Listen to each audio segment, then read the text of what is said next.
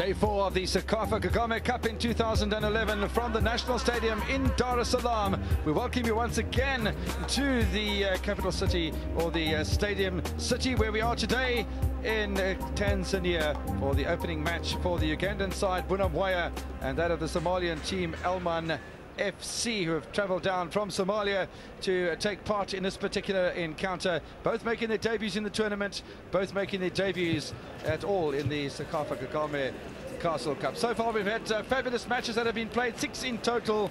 We've had 19 goals scored in the process as the match referees lead out the teams into the middle of the park. Well, Herbert was in the pilot seat yesterday. He's in the co-pilot's cockpit today. Joins me up in the commentary position. And Herbert, really a match of two teams that haven't met each other in the past, and will really be hoping to see if they can grab the early advantage, because a win today could see either one of these two teams at the top of Group B.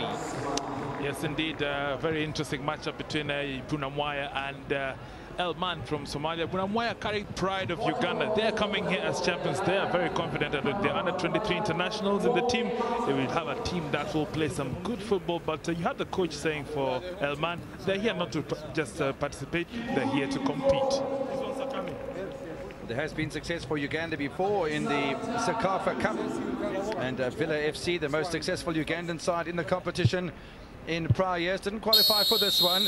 They were successful in 1987, 2003 and 2005. Kampala City Council all the way back in 1978, which was the 5th tournament held in the Central and East African region. And of course Police FC most recently, from a Ugandan point of view, in 2006.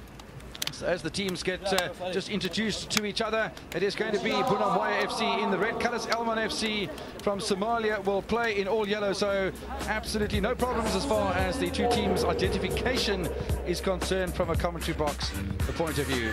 So the side from Bulawayo then, coached by Edward Golola, sees Hamza Mwanga in goal. The defensive midfielder is the captain, Robert Kumuli, and up front, Tony Adua and Kazito Luwaga are set to do the damage as far as the Ugandan side are concerned. Well, Elman FC have been brought to the Dar es Salaam Stadium by Mohammed Abdallah. They've got Kamal Ali starting in goal. Yassin Ali starts at central defence as the captain. Saad Salah will start as an assistant striker, almost an attacking midfielder, just behind Abdullah Yusuf, who will be the main man to try and grab goals for Elman FC. So lots of experience between the two teams. Bulawayo FC league champions in 2009-2010 season. Elman FC defending champions in the Somali League as well, where they've been league champions on 8 separate times.